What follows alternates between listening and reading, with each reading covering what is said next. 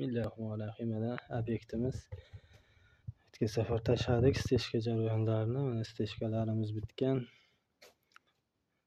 4,5 ga 9 metr joy stechkalar qo'yib olganmiz. Devorlarini tupletel qilib oldik. Izoplast bilan. Obyektimiz tayyor. Pol patolog, devor patologlari qilib oldik. Izolyonni o'rab.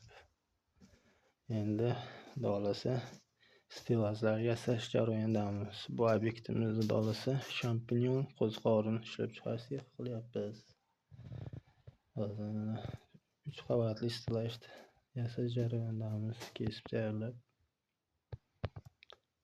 Obyektimiz. Bu yerda vozishni joylar qoldirdik, havo aylanib turish uchun. Bitta shu tarafda teshik o'rtadan chiqib, tepaga chiqib turibdi. Svetlar mana ikki tarafda. Keyin yana qo'shimcha svetodiodlar tashlaymiz. Bitish jarayonlarini ham olamiz.